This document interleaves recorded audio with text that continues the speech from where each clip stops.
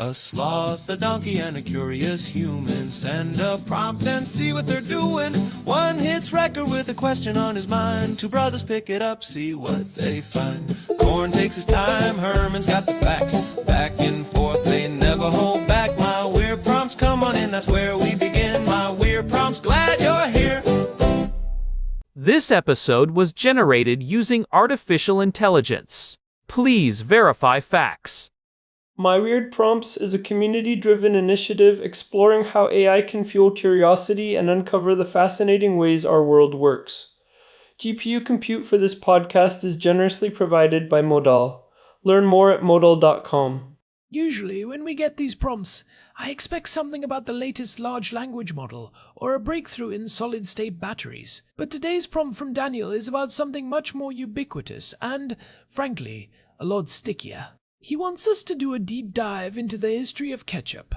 Apparently, a friend of his thinks we are digital wizards who can make any topic interesting, so the pressure is on to make condiment history a worthwhile use of 30 minutes. Herman Poppleberry here, and corn, I am more than ready for this. People often dismiss ketchup because it is sitting in a plastic bottle on every diner table in America. But the story of how it got there is a compelling case study in global trade, medical fraud, industrial chemistry, and even non-Newtonian physics. It is the story of a product that completely changed its identity while keeping the same name. We are looking at a global market that, as of today, March 16, 2026, is valued at over $25.9 billion. But to understand how we got to this red ocean, we have to go back to a time when ketchup was not red, was not made of tomatoes, and was definitely not something you would want on your fries. It is a bit of a linguistic ghost. If you went back a few hundred years and asked for ketchup, you would be very disappointed if you were expecting something sweet.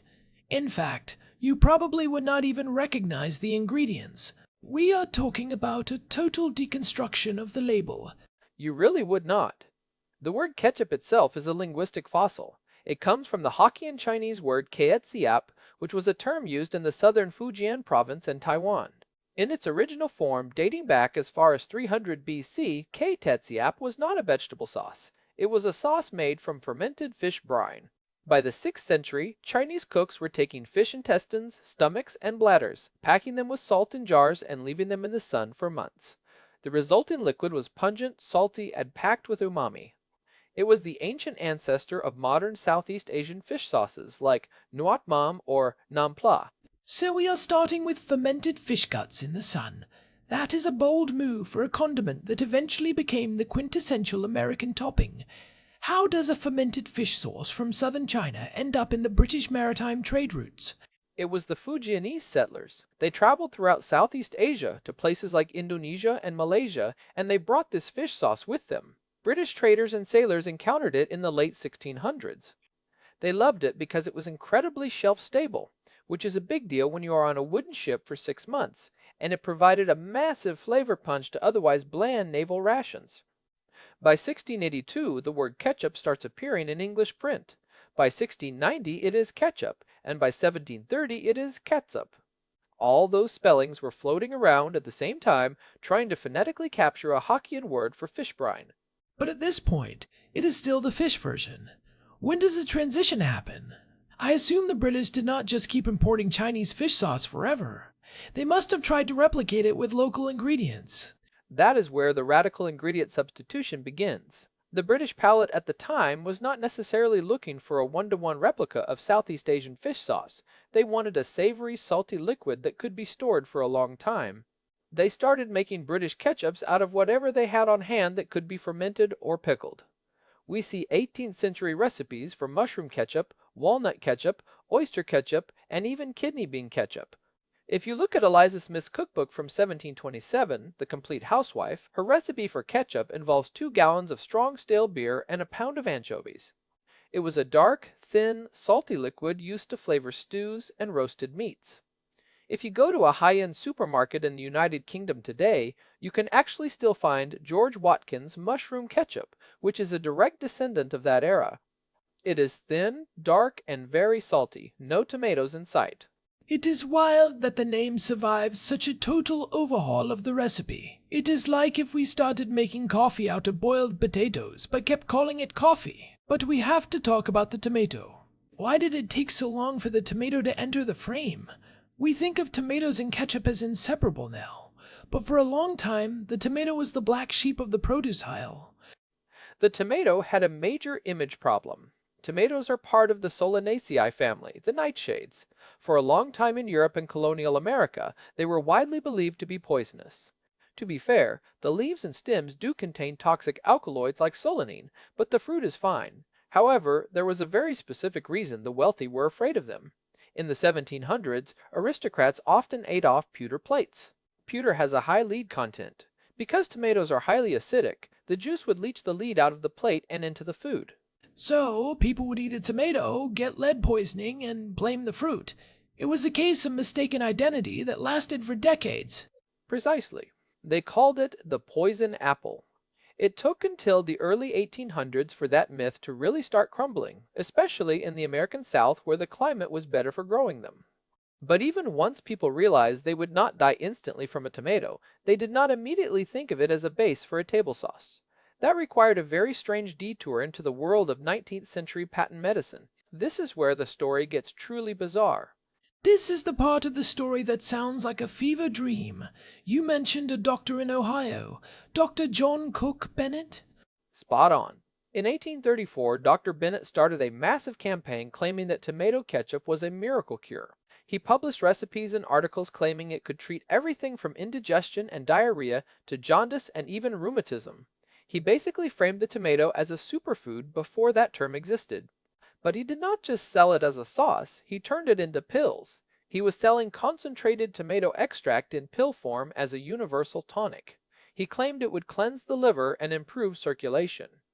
I love the idea of someone taking a ketchup pill to fix a broken bone or cure cholera. It sounds like the ultimate snake oil pitch. Did people actually buy into this? They went crazy for it. It launched a whole cottage industry of copycat ketchup pill sellers. For about 20 years, from the 1830s to the 1850s, the tomato was viewed more as a pharmaceutical than a food. But by the 1850s, the claims got so absurd that the whole market collapsed. People realized the pills were not doing anything, and the medical credibility of ketchup evaporated. Even though the medicine failed, it had introduced the taste of tomato ketchup to the entire American public. When the pills stopped selling, people just started eating the sauce because they liked the flavor. The failed medical industry accidentally created the culinary market. That is a classic pivot. But the ketchup of the 1850s was still not the ketchup we know today. I have read that early tomato ketchup was a bit of a disaster in terms of food safety. If you were eating mid-19th century ketchup, you were taking your life into your hands. It was a nightmare corn. Early homemade or small batch tomato ketchups were watery and prone to spoiling almost immediately. Because the tomato season is short, people would try to preserve the sauce for the whole year. They would use copper vats, which would sometimes turn the sauce a weird color, or they would add coal tar for coloring to make it look more red, and because it fermented so easily, it was often full of mold and bacteria. To stop the fermentation, manufacturers started pumping it full of preservatives, most notably sodium benzoate. It was a chemical cocktail. This brings us to the industrial era, and the man himself, Henry John Heinz. He was not the first person to make tomato ketchup. That honor probably goes to James Mees in 1812, but Heinz is the one who industrialized and standardized it. Heinz is a remarkable character. He started the F&J Heinz Company in 1876, right after his first brick-and-mortar business failed during the Panic of 1873. He was a marketing genius, but he was also a bit of an obsessive when it came to purity. He looked at the state of the ketchup industry and saw all these competitors using thin, watery sauce filled with chemical preservatives and artificial dyes to hide the fact that they were using low-quality or rotten tomatoes. So what was his innovation? How do you make it shelf-stable without the chemicals? It was all about the pectin. Heinz realized that if you used very ripe tomatoes, which have a much higher natural pectin content, and you increase the amount of vinegar and sugar, you could create a naturally shelf-stable product. Pectin acts as a natural thickener and stabilizer. He also insisted on using clear glass bottles. Most of his competitors used dark glass to hide the separation and the mold, but Heinz wanted people to see the deep red color of his sauce. He was essentially using transparency as a marketing tool. He was saying, "Look, I have nothing to hide." That is a classic move. If everyone else is hiding their product, show yours off. But I know there was a massive political battle over this too. The ketchup war sounds like a joke, but it was a real regulatory fight that shaped modern food law. It was a defining moment for American food law. In the early 1900s, there was a massive debate over the Pure Food and Drug Act of 1906. On one side, you had the big industrial food companies who argued that chemical preservatives like sodium benzoate were necessary for mass production and perfectly safe. On the other side, you had Harvey Washington Wiley, the chief chemist at the Department of Agriculture, who was a crusader for food safety. Heinz actually broke ranks with most of the industry and backed Wiley. Why would he do that? Usually, companies fight regulation because it increases costs. Because he had already figured out how to make ketchup without the chemicals. If the government banned sodium benzoate, it would wipe out almost all of his competitors overnight while leaving his business untouched. It was a brilliant piece of regulatory capture disguised as a moral crusade. Heinz funded the push for the law, and when it passed in 1906, it essentially mandated the Heinz style of ketchup as the legal standard. If you wanted to call it ketchup, it had to meet certain standards of viscosity and purity.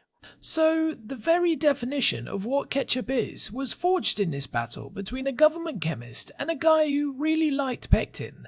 That explains why most ketchup tastes the same today. It is literally a legal requirement. That is a huge part of it, and it led to an incredible scale-up. By 1905, Heinz was selling 5 million bottles.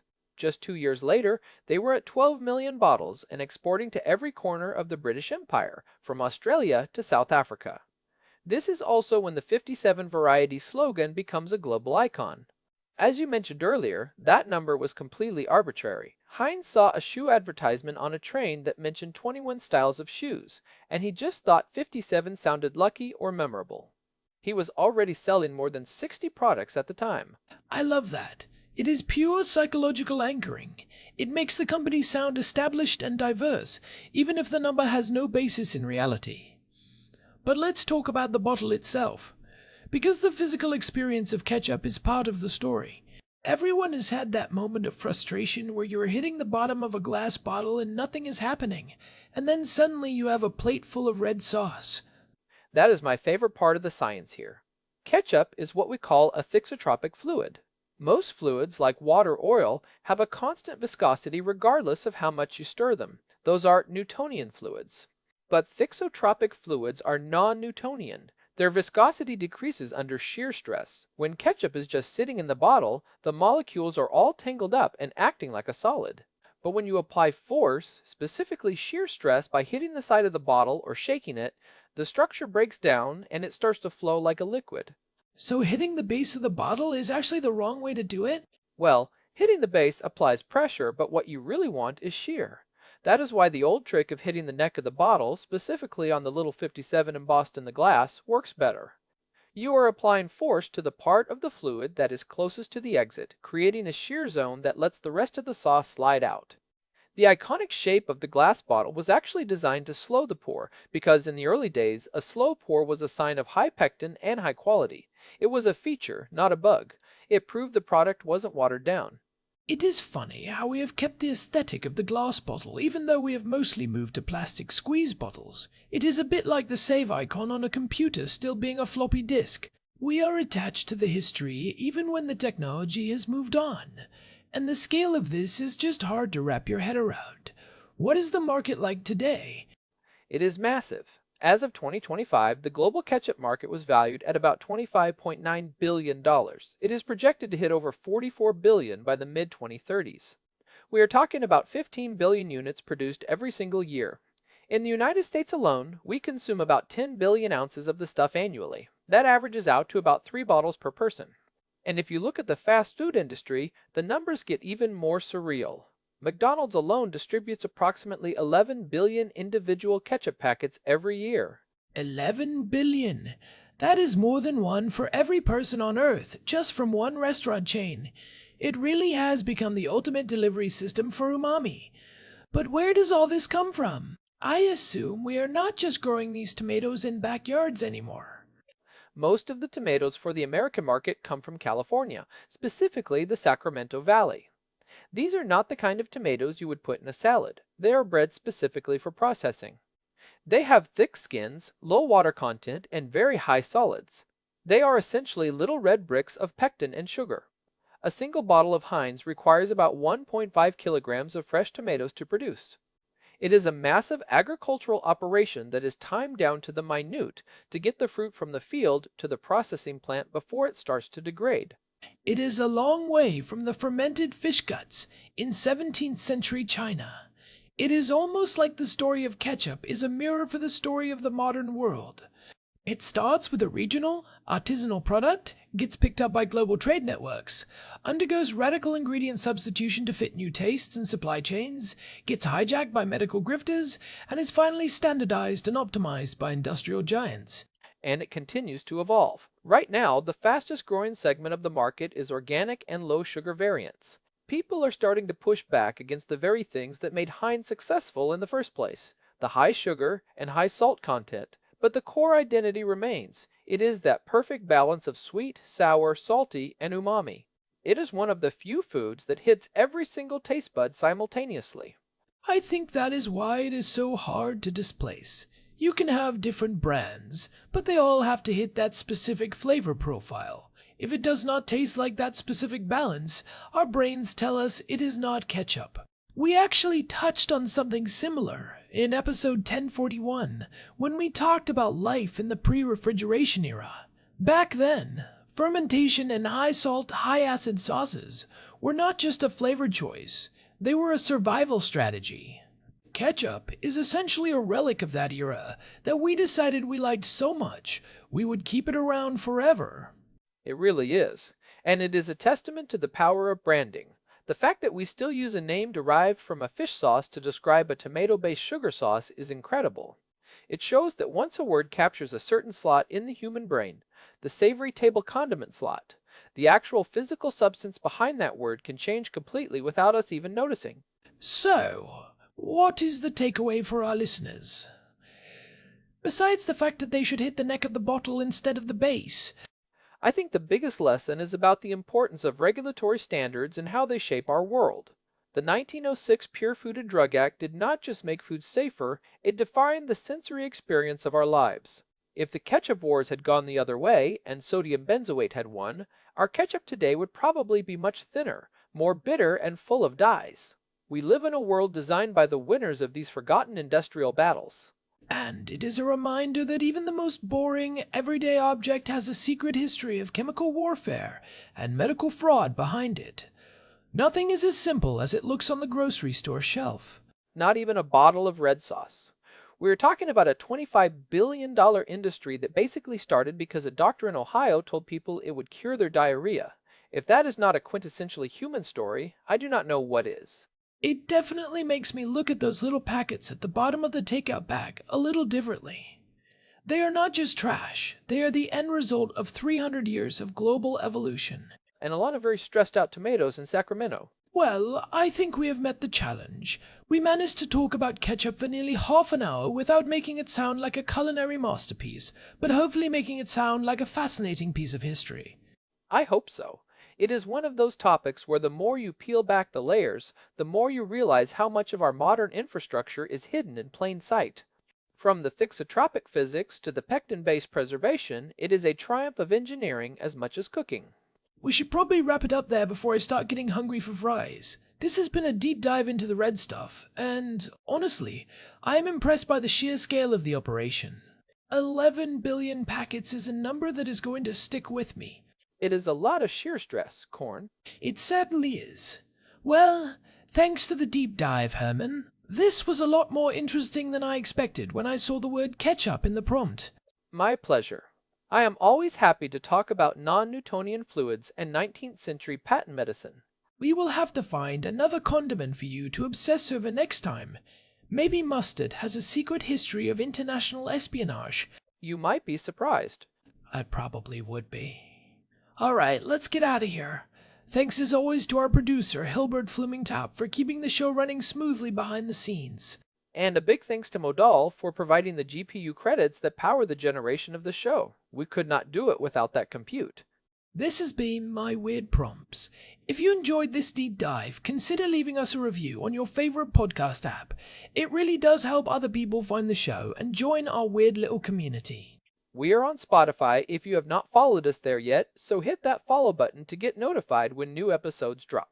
Thanks for listening, and we will catch you in the next one. Goodbye, everyone. This episode was generated using Gemini Flash 3. Text-to-speech engine was Chatterbox. Thanks for listening to our show.